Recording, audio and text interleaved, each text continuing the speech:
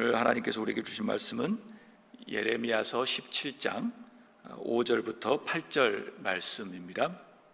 하나님께서 오늘 우리에게 주신 말씀 우리 다 한 목소리로 5절부터 읽도록 하겠습니다.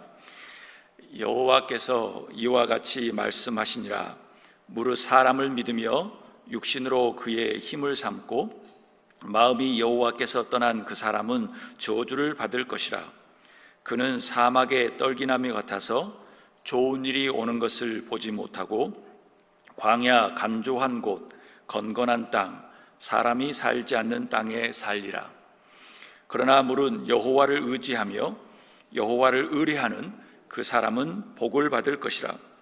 그는 물가에 심어진 나무가 그 뿌리를 강변에 뻗치고 더위가 올지라도 두려워하지 아니하며 그 입이 청청하며 가무는 해에도 걱정이 없고 결실이 그치지 아니함 같으리라. 아멘. 오늘 새벽에 오신 여러분들을 진심으로 환영합니다. 그리고 축복합니다. 우리 옆에 분들 한번 이렇게 영향이 가지 않는 보면서 눈으로 한번 보시면서 인사 한번 하도록 하겠습니다. 당신을 축복합니다. 당신을 사랑합니다. 네, 감사합니다. 역사에 남는 새벽일 것 같아요. 팬데믹 시절에 이렇게 함께 예배 드릴 수 있는 것만 해도 참 감개무량하고 그렇습니다. 나중에 또 몇 년이 지난 후에 보면 그 어려운 상황에 내가 새벽 제단을 쌓았구나라는 생각을 해보면 아주 큰 의미가 있는 하루가 되지 않을까 생각을 해봅니다. 여러분, 통상적인 질문을 제가 하도록 하겠습니다. 많은 사람들이 이런 질문을 하지요. 여러분, 복이 무엇입니까? 제가 학교를 오래 다녔잖아요. 다니다 보면 교수님들이 빤한 질문하는 게 제일 싫어요. 왜냐하면 너무 원론적인 질문이잖아요. 다 아는 거니까. 그런데 제가 또 그런 질문을 하네요. 용서하십시오. 여러분, 복이 무엇이지요? 어떤 사람들이 복 있는 사람들일까요? 제가 태어나서부터 계속 교회 다니다 보면 교회 안에서도 복 받은 사람이라고 많은 이야기를 해요. 그런데 제 머릿속에 변함없이 100% 드는 질문, 퀘스천 마크는 뭐냐면 세상 사람이 말하는 복하고 교회에서 말하는 복의 차이가 없네라는 게 저의 퀘스천 마크예요. 그러면 제가 또 질문을 합니다. 여러분은 과연 어떤 복을 사모하십니까? 그러면 성서에서 말하는 복 있는 사람은 누구일까요? 더 구체적으로 성서에서는 복을 어떤 모습으로 이야기할까요? 성서에서는 다양한 복의 모습이 있어요. 그렇지만 성서 안에서 주리로 흐르는, 아주 중심적으로 흐르는 복이라는 개념은 어떤 의미일까요? 이런 질문 가운데 오늘 말씀을 시작합니다. 오늘 5절에서 8절 말씀에 보면 두 구절이 이렇게 대칭적으로 나와요. 5절에서 6절은 저주에 대한 이야기, 그 다음에 7절, 8절은 복에 대한 이야기입니다. 대체적으로 예레미야 이 선지자는 그때 당시 이런 경우입니다. 바꿔서 이야기하면 지금 미국이 망합니다 라고 이야기하는 사람이었습니다. 그리고 난 다음에 그 사람은 진짜 이스라엘이 망하는 것을 보았던 선지자입니다. 예루살렘을 좋아하는 사람이 많았을까요? 예레미야를 좋아하는 사람이 많았을까요? 예레미야를 싫어하는 사람이 많았을까요? 당연히 싫어하는 사람이 99%, 9점, 아주 거의 다 싫어했습니다.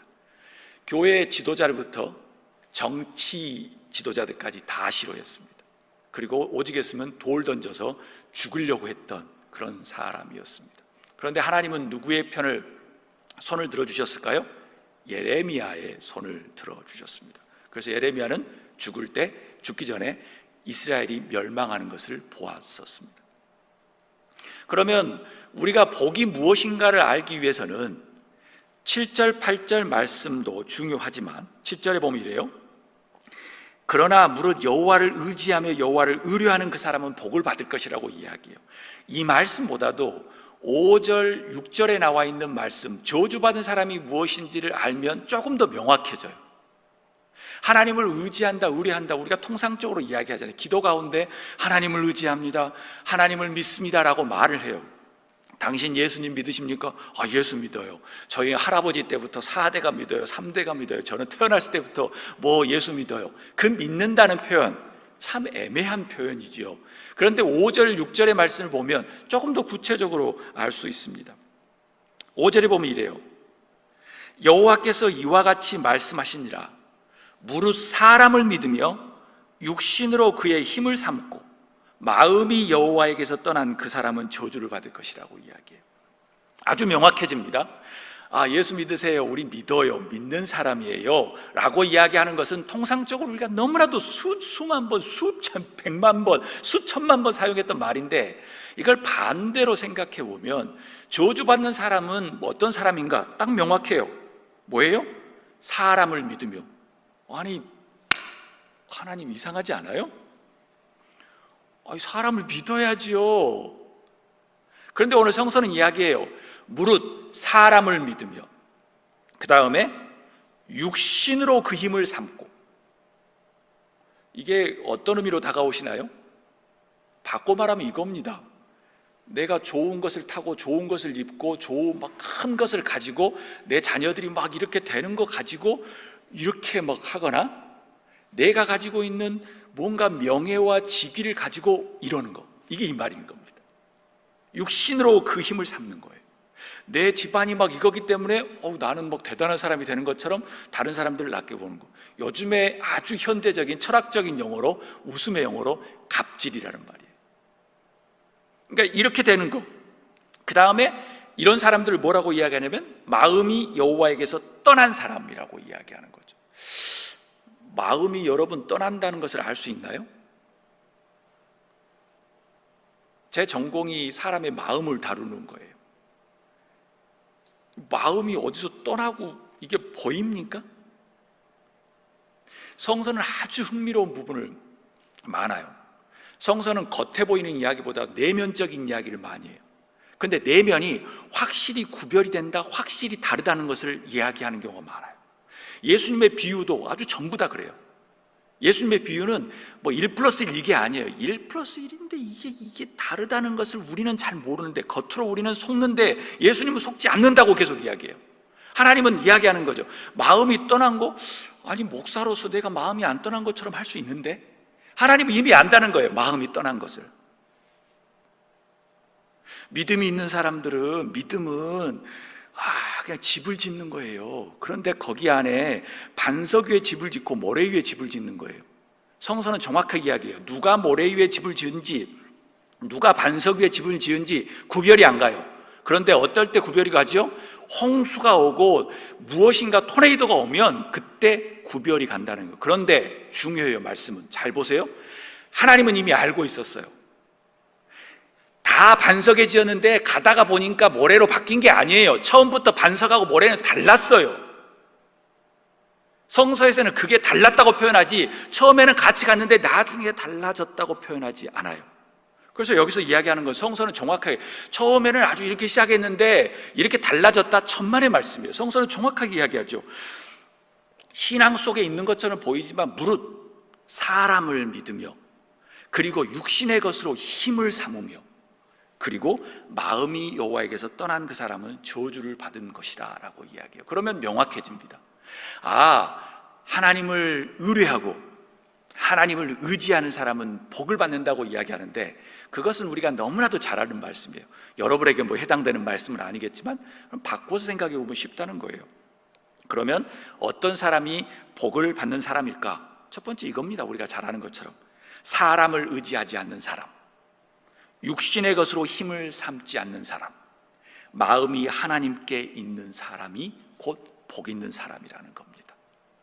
여호와를 의지하며 의뢰하는 사람이라는 거예요. 정치인들, 경제인들, 성서적으로 구약에 왕이 많았어요. 40명 이상 돼요. 그 정치인들 중에서 하나님의 마음에 합당한 사람이 몇 퍼센트 정도 될까요? 거의 다 악한 왕이었어요. 우리가 알고 있는 왕 몇 명.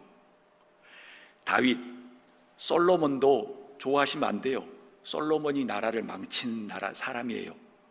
이스라엘을 멸망시킨 아주 기초석을 세운 아주 대단한 사람이에요.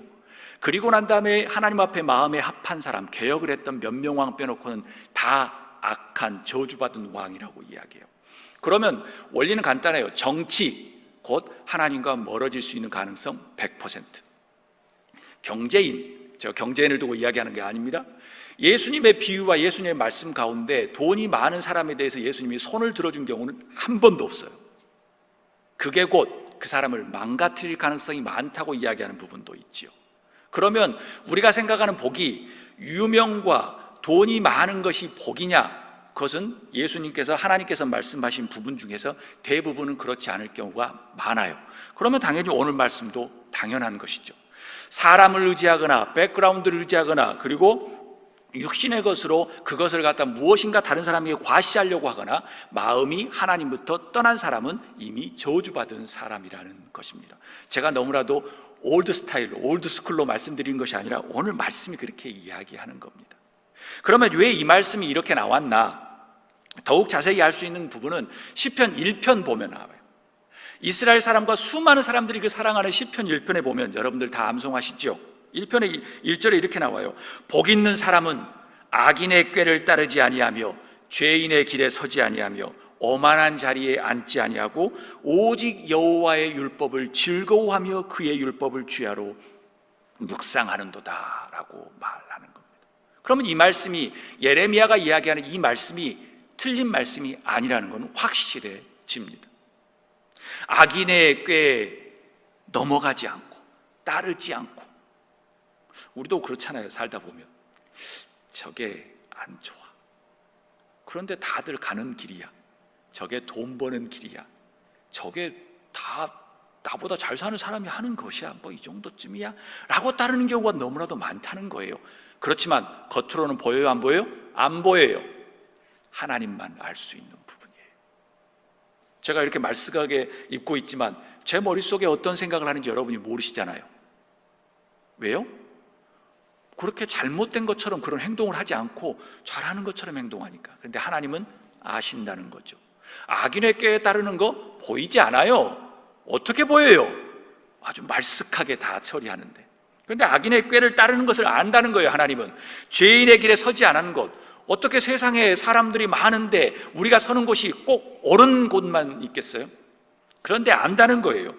오만한 자리에 앉는 것, 그 다음에 여호와의 율법을 즐거워하고 그의 율법을 주야로 묵상하는 것, 그 사람들이 복이 있다는 거예요. 그러면 두 번째 복 있는 사람은 이겁니다. 악인의 꾀와 악인의 길과 악인의 자리를 따르지 않는 사람, 하나님의 말씀의 임재를 즐거워하는 사람이 복 있는 사람이란 겁니다. 그러면 복 있는 사람들에게 임하는 하나님의 복은 무엇일까요?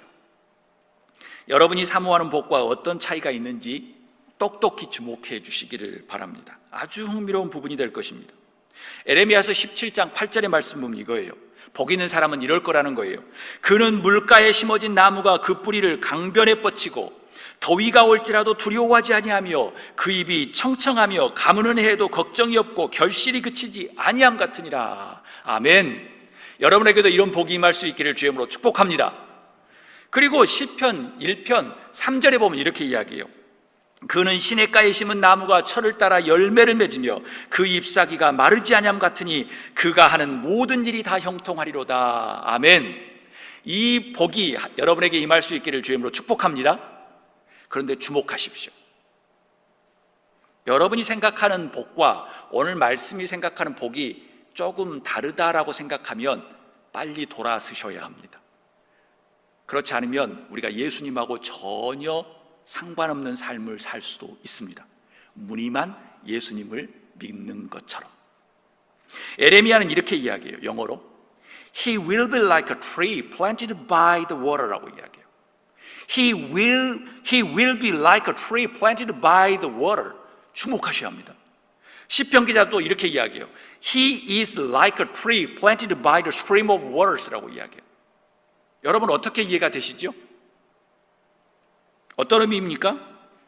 여러분은 복을 받으면 좋으십니까? 아니면 복을 구하는 삶이 좋으십니까? 여러분 기도 응답을 받는 게 좋으십니까? 아니면 기도하는 삶이 좋으십니까? 제가 질문한 이 네 가지 질문, 두 가지 질문에 이 답이 있습니다. 오늘 예레미야와 시편은 이겁니다. 복을, 그 사람들이 이야기하는 복을 상황이 바뀌었다고 표현하지 않습니다. 이렇게 이야기해요. He will be like a tree라고 이야기해요. 그가 나무가 되었다는 표현이 아니고 그 나무 같을 것이라고 표현해요. 시편 기자도 그 나무가 되었다는 게 아니고 그 나무처럼 될 것이라고 이야기해요. 상황이 바뀐 게 아니라는 겁니다. 상황은 변함이 없는데 그 사람은 이미 복을 받았다는 거예요. 다른 사람이 보기에 아이고 저 사람은 이렇게 불쌍해 라고 이야기하는데 그 사람에게는 이미 하나님의 말할 수 없는 복이 임했다는 거예요. 이게 기독교의 위대한 겁니다. 이게 기독교의 능력인 겁니다. 무슨 겉이 엄청나게 화려해가지고 교회 와서 박수 받고 하는 그게 위대한 게 아니라 이미 다른 사람이 보기에 저 사람은 아이고 복도 없고 아이고 치질이 못나고 왜 이렇게 불행할까라고 생각하는데 이미 그 사람에게는 하나님의 복이 임한 거예요. He will be like a tree라는 거예요. 죄송합니다. He will be like a tree라는 거예요. 이미 그 안에는 그 나무처럼 변해 있다는 거예요. 그렇다면 예수님은 복을 무엇이라고 이야기했을까요? 바울 사도는 어떨까요? 마태복음 5장에 보면 이런 말씀이 있어요. 여러분 너무나도 잘 아시죠? 예수님께서 제일 처음으로 선포했던 설교 말씀이 그거예요. 심령이 가난한 자는 복이 있나니, 애통하는 자는 복이 있나니, 온유한 자는 복이 있나니, 의에 줄이고 목마른 자는 복이 있나니, 긍휼히 여기는 자는 복이 있나니, 마음이 청결한 자는 복이 있나니, 화평케 하는 자는 복이 있나니, 의를 위하여 박해를 받는 자는 복이 있나니라고 말씀하세요. 이것의 공통점은 무엇이죠? 현실에서 그들이 재물과 명예라든가 기도응답과 여러 가지 상황이 바뀌지 않았다는 거예요. 바뀌지 않았는데 그들에게는 복이 임했다고 이미 하나님께서 선포하신 겁니다. 그럼 바울 사도는 어떨까요? 제가 아주 좋아하는 말씀이에요. 빌립보서 4장 11절에 13절, 여러분들 너무나도 좋아하는 말씀이에요. 내게 능력 주시는 자리에서 내가 모든 것을 할 수 있대요. 그 능력은 무엇일까? 11절에 보면 이 말씀이 있어요. 어떤 형편에든지 나는 자족하기를 배웠노니 나는 비천에 처할 줄도 알고 풍부에 처할 줄도 알아. 모든 일 곧 배부름과 배고픔과 풍부와 궁핍에도 처할 줄 아는 일체의 비결을 배웠노라. 내게 능력 주시는 자 안에서 내가 모든 것을 할 수 있느니라 라고 이야기합니다. 신약 성경의 거의 3분의 2 분량의 성서를 적었던 바울은 이야기, 나는 자족하는 것을 배웠다. 그래서 어떠한 상황에 처해서도 no problem이다. 그게 내게 능력 주신 자 안에서 내가 모든 것을 할 수 있다고 이야기하는 것입니다. 그래서 바울 사도는 복에 대한 이야기를 거의 하지 않습니다. 사랑하는 여러분, 제가 오늘 말씀드리는 것은 무엇이냐? 우리가 알고 있는 복과 성서에서 알고 있는 복이 많이 상이하다는 것입니다. 우리가 생각하는 것들과 성서에서 말하는 것과 너무나도 상이하다는 거예요. 그렇게 되면 이것이 문제입니다. 우리는 무늬만 예수님을 따르는 사람일 가능성이 많다는 겁니다. 저는 여러분을 압니다. 정말 간절한 기도와 그 기도하는 삶, 예배하는 사람을 사모하기 위해서 이 새벽에 피곤한 정말 몸을 일으켜서 이 시간 오신 여러분, 하나님이 인정하는 복된 사람, 하나님 말을 신뢰하는 사람, 그리고 하나님이 인정하는 삶의 상황이 변하지 않더라도 하나님의 복이 이미 임하여 여러분 안에 정말 충만하고 기쁨이 넘치는 삶을 살아가는 여러분이 되기를 주의 이름으로 축복합니다. 그래서 하박국의 선지자에 보면 그 말이 있습니다. 그리 아니하실지라도 라는 겁니다. 외양간에 송아 없고 송아지가 없고 상황이 좋지 않더라도 그리 아니하실지라도 내가 여호와의 이름만으로 여러분의 마음처럼 예배하는 것만으로 하나님 앞에 기도할 수 있는 것만으로 내가 감사합니다, 즐거워합니다 라는 것이죠. 하나님이 인정하는 복된 가문, 하나님이 인정하는 복된 삶, 상황이 힘들고 어려울지라도 여러분 안에 성령의 영이 가득 차고 하나님의 기쁨이 충만한 여러분이 될 수 있기를 주의 이름으로 축복합니다. 다 함께 기도하겠습니다.